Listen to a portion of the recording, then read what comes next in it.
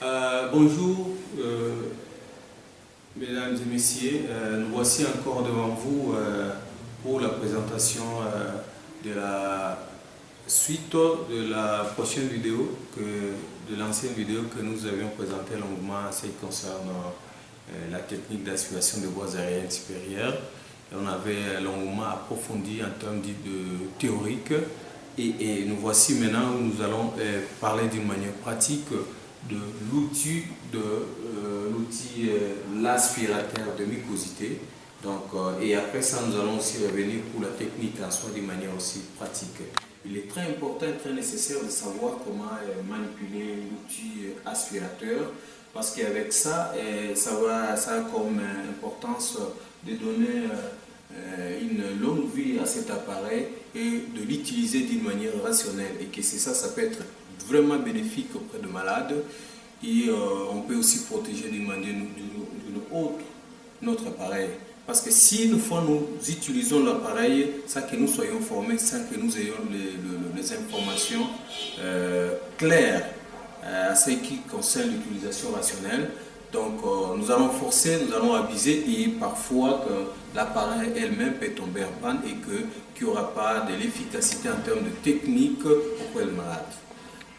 Pour commencer, nous allons devoir vous présenter les différents types de l'outil aspirateur de mucosité.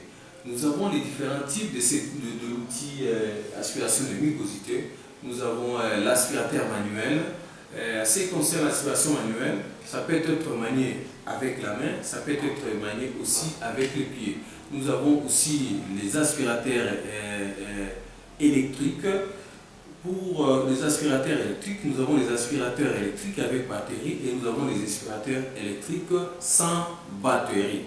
Et enfin, nous avons aussi les aspirateurs électriques Miral. Bien sûr, ce sont les aspirateurs installés au niveau du MIG, un central quelque part, et dans le pays suffisamment avancé. Vous allez vous rendre compte qu'à chaque lit et en haut, il y a un dispositif d'un aspirateur de mucosité installé, et ils sont toujours en couleur de jaune, surtout comme ça.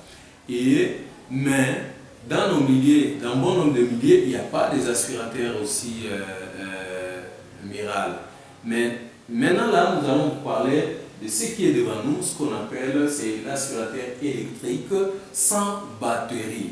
Alors cet aspirateur électrique sans batterie, c'est le type d'aspirateur pouvant aspirer d'une manière continue ou d'une manière discontinue. Quand est-ce que nous allons parler d'une manière continue et on parle d'une manière discontinue? Une manière continue, c'est quand on allume par le bouton on. Alors là c'est continu et on continue et on aspire. On aspire, c'est d'une manière continue. Quand est-ce que nous allons parler d'une manière discontinue? C'est quand alors on utilise le pédale,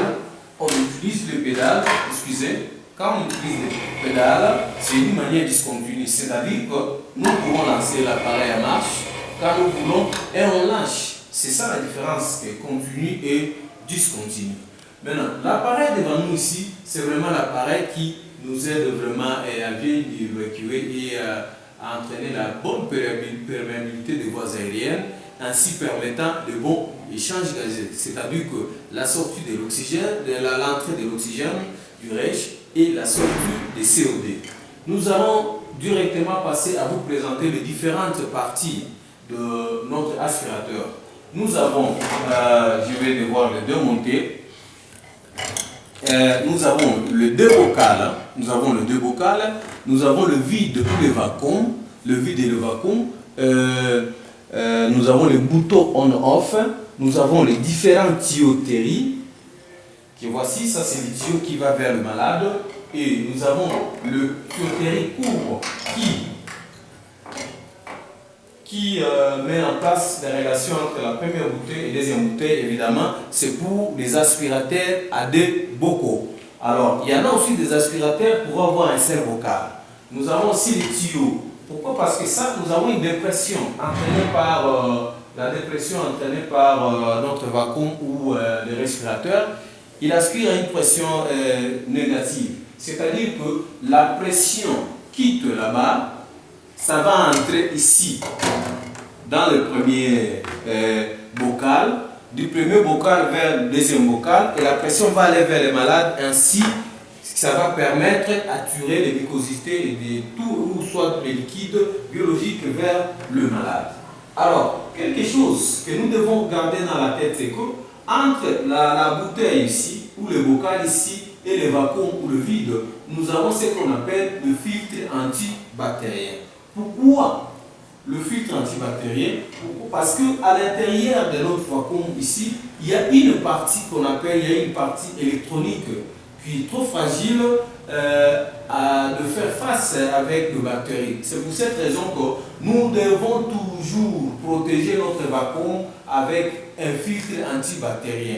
Bien évidemment, il peut y avoir aussi des sécrétions, il peut y avoir un débordement pour pouvoir passer, ça va aussi aider. Donc à chaque fois que vous trouvez votre vacuum ou votre aspirateur, ayant déjà perdu le filtre antibactérien, de grâce, il y a vraiment urgence pour chercher et placer ici. Je pense que ça, jusque-là, c'est visible. Alors, au-delà de tout ça, nous avons le couvercle ici. Nous avons le clapet anti-retour ou anti-plein. Le clapet ici, en le voyant, on peut le négliger, mais ça joue un rôle très important. C'est-à-dire quoi? Comment est-ce qu'il fait? Tu vois, il est mobile. Il est mobile. Ça veut seulement dire que aussi longtemps que la bouteille sera pleine de liquide, ça va entraîner le mouvement au niveau de ces clapets anti-retour, ainsi permettant, ça va fermer, donc là ça protège directement que les liquides ne quittent pas dans cette bouteille et viennent vers notre vacuum. Ça c'est la première des rôles. C'est-à-dire qu'à chaque fois que vous avez votre couvercle ici d'un aspirateur ayant déjà perdu ça, ayant perdu les clapets anti-retour, donc retenez dans la tête que vous exposez directement l'appareil. Et ça, nous devons suivre. Parfois, il y a nos collaborateurs qui nous aident à nettoyer ça, qui ne tiennent pas compte de tout ça. En perdant ça, donc un appareil qui a coûté beaucoup d'argent, nous le perdons comme ça par des simples gestes parce qu'on n'a pas connu ou on n'a pas respecté l'utilité de ces clapets anti-retour. Alors, ici aussi de même, comme c'est l'aspirateur, il va jouer son rôle par les jets de pression, il est recommandé de vérifier qu'il n'y ait pas qu'un fuite aux alentours. Parce que par exemple, au niveau des couvercles, qu'il y ait un simple fuite quelque part, donc là, l'aspirateur va directement perdre aussi son efficacité. Parce que au lieu que la pression arrive au niveau de la destination chez le malade pour aspirer, donc la pression va s'échapper à partir d'ici. Et là, vous allez vous dire que votre aspirateur est en panne. Non, c'est tout simplement parce que vous n'avez pas bien fermé, par exemple, ou soit il y a le fuite aux alentours de couvercle, soit celui-ci, soit l'autre, ou soit votre tuyauterie est trouée quelque part. Donc, ce qui est important, avant d'aspirer, il faut bien vérifier s'il n'y a pas de fuite parce que sa force, il va faire bien son travail au travers de la pression. Et que cette pression ne doit pas fuiter quelque part, il faut que la pression arrive à la destination pour aspirer. Alors, mais ce qu'il faut aussi retenir par rapport à cet aspirateur, au-dessus de nos aspirateurs, parfois, il y a ceux qui sont gradués en français et d'autres, on écrit aussi en anglais. Au-dessus ici, vous voyez, on écrit out et on écrit aussi une. De même côté, on écrit aussi à in, on écrit aussi out. Donc, ce sont les indicateurs pouvant nous permettre à bien installer les différentes parties de notre aspirateur. Par exemple, on peut devoir l'utiliser, après d'avoir utilisé notre aspirateur, on le nettoie, on désinfecte, nous devons aussi remettre. Alors, remettre aussi ces différentes parties sans tenir compte de ces principes. Et là, vous allez déclarer une fois pour toutes que votre aspirateur est en panne. Comment ça se passe? Je vais démontrer. Alors, je vais démonter.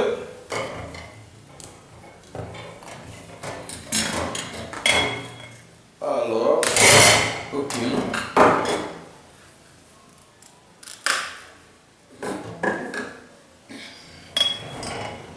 Voilà. Ici, supposons que les deux bocaux sont là parce qu'on a utilisé, après avoir utilisé, on a nettoyé. Qu'est-ce que nous allons faire?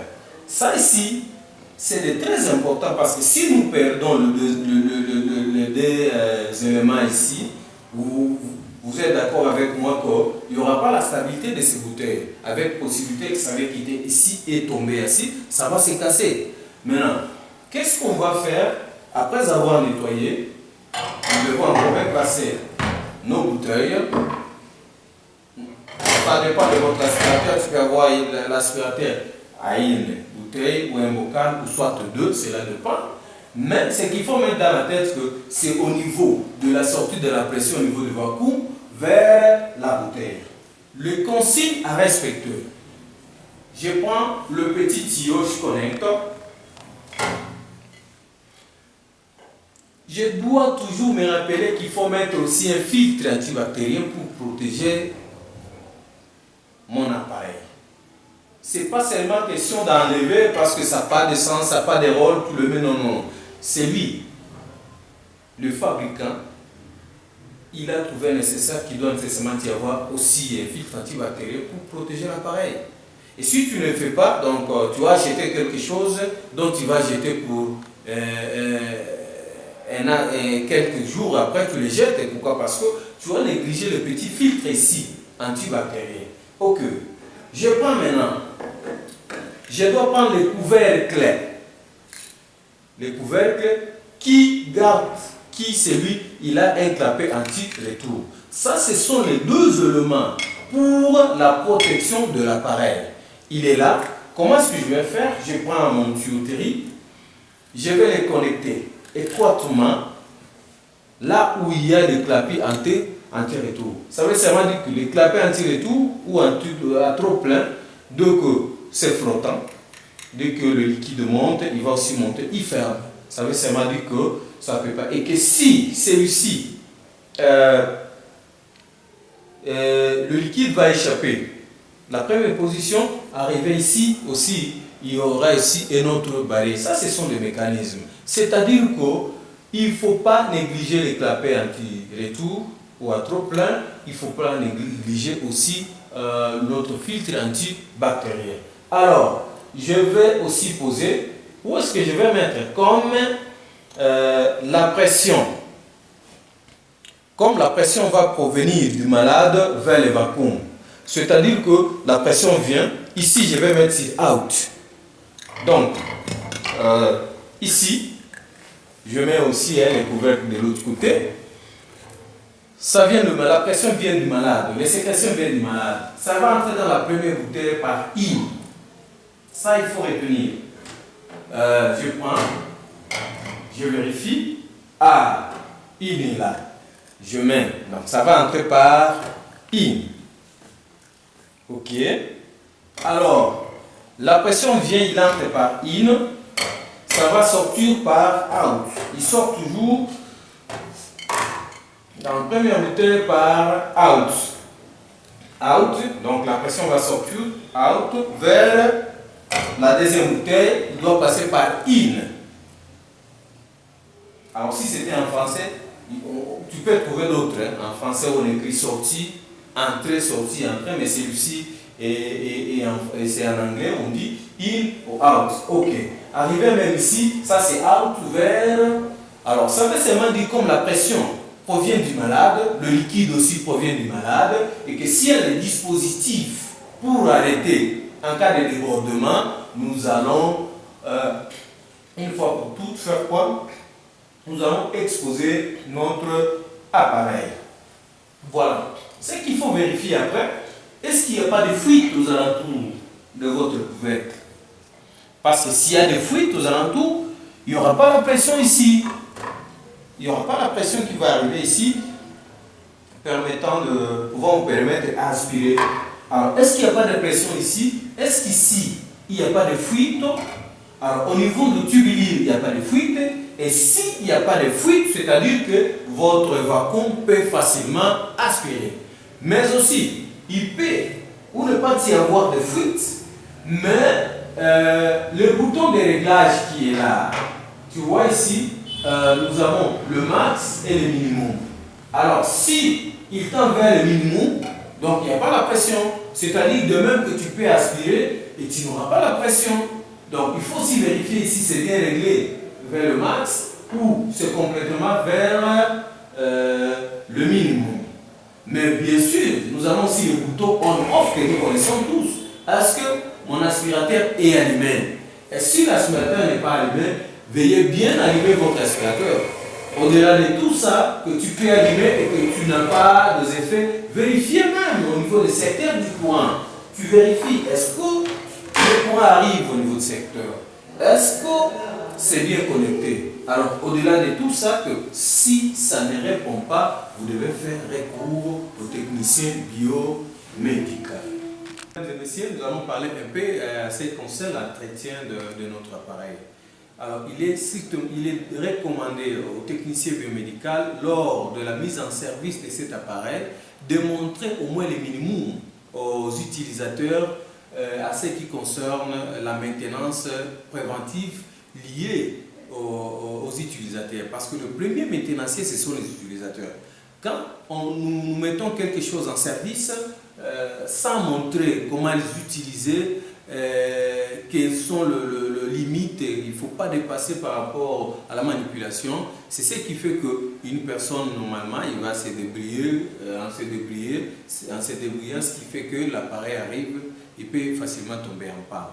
Et donc, à ce qui concerne l'entretien de l'appareil, à chaque fois que nous utilisons cet appareil-ci, bien évidemment, bien connu, parfois sont des pathologies aussi infectieuses, qu'il est recommandé de nettoyer à la fin. Et pourquoi pas aussi ne pas désinfecter avant d'utiliser à une autre malade. L'autre fois, dans notre